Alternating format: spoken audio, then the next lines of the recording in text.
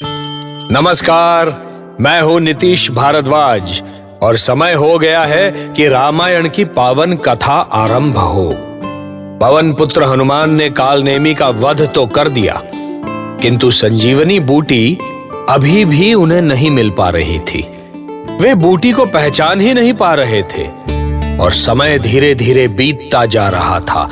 किंतु सुषेण वैद्य ने कहा था कि सूर्योदय से पहले यदि वो बूटी नहीं आई तो वो लक्ष्मण के प्राण नहीं बचा पाएंगे। इस चिंता ने हनुमान को विचलित कर दिया और कोई उपाय न देखकर उन्होंने द्रोणागिरी पर्वत को ही उखाड़ लिया, जिस पर संजीवनी बूटी होने की संभावना थी। पर्वत खंड को अपनी हथेली पर रख वो हिमालय से उड़ते हुए लंका के रास्ते पर अयोध्या पहुंचे।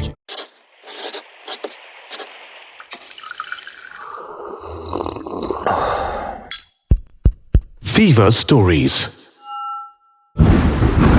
अब एक पल भी व्यर्थ बिताना उचित नहीं है। मुझे कुछ करना ही होगा।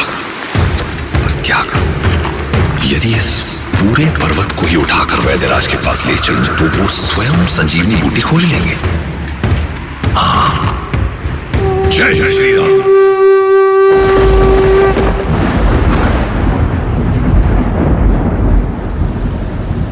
हाँ,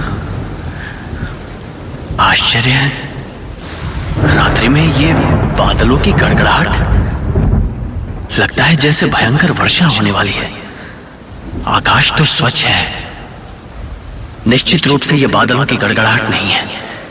कहीं कोई मायावी राक्षस अयोध्या पर आक्रमण तो नहीं करने आ रहा। ओह, ये तो कोई भयंकर राक्षस है जो कि विशाल प्रस्तर खंड लेकर उड़ते हुए अयोध्या की ओर आ रहा है। अवश्य ही ये अयोध्या पर आक्रमण करने आ रहा है। मुझे इसे रोकना होगा। इस राक्षस को अयोध्या के ऊपर पहुंचने के पूर्व ही प्रहार करके गिराना होगा। दुष्ट राक्षस, अब संभाल अपने आप को।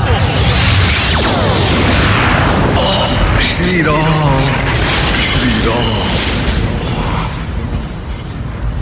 हाँ, ये तो भैया श्री राम का नाम ले रहा है।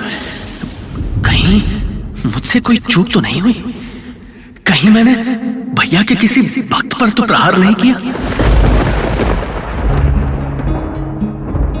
इधर जहां हनुमान की प्रतीक्षा में श्री राम की चिंता बढ़ती जा रही थी, वहीं अयोध्या में भरत के तीर के प्रहार से हनुमान भूमि पर गिरे और ऐसी ध्वनि हुई जैसे पूरी धरती हिल गई हो।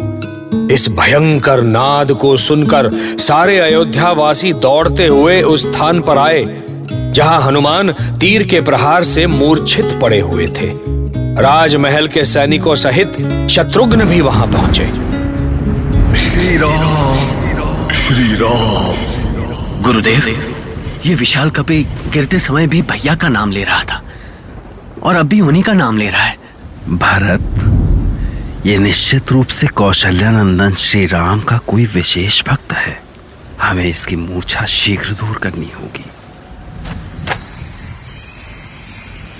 जय श्री राम, जय श्री राम। मैं कहाँ हूं?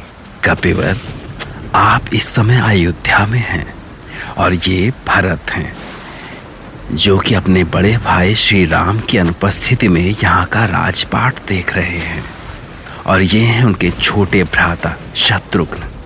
किंतु कपिराज, आप हैं कौन और आप भैया को कैसे जानते हैं?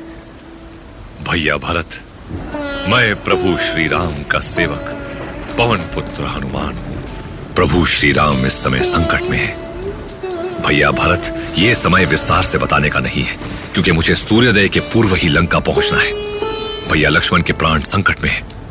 लंकापति रावण ने माता सीता का हरण कर लिया, इसीलिए प्रभु श्री राम ने लंका पर आक्रमण किया और इस युद्ध में रावण पुत्र मेघनाथ ने शक्ति का प्रयोग करके भैया लक्ष्मण को मूर्छित कर दिया। वे अब भी मूर्छित हैं। वैद्यराज सुषेण ने औषधि लाने के लिए कहा है। मैं औषधि लेकर वहीं जा रहा हूं। सभी प्रतीक्षा कर रहे हैं। मुझे भैया लक्ष्मण के प्राण बचाने के लिए सूर्योदय के पूर्व ही वहां पहुंचना है। सूर्यदेव,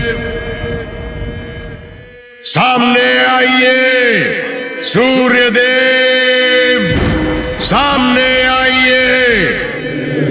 लंकेश, आप? हाँ, अति आवश्यक कार्य से आया हूं। परंतु मैं आपका कौन सा कार्य कर सकता हूं? आज समय से पूर्व आपको उदय होना है।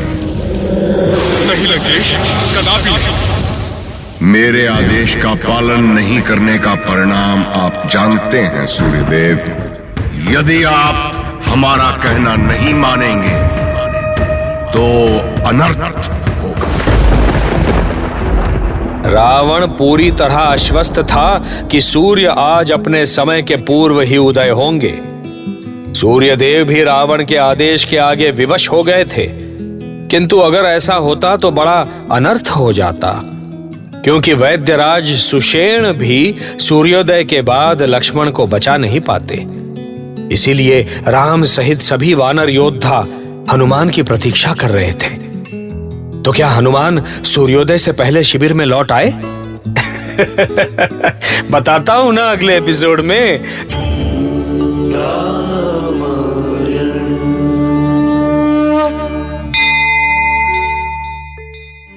ऐसी और कहानियां सुनने के लिए सब्सक्राइब करिए फीवर स्टोरीज, कहानियां ऐसी जो दिखाई दें।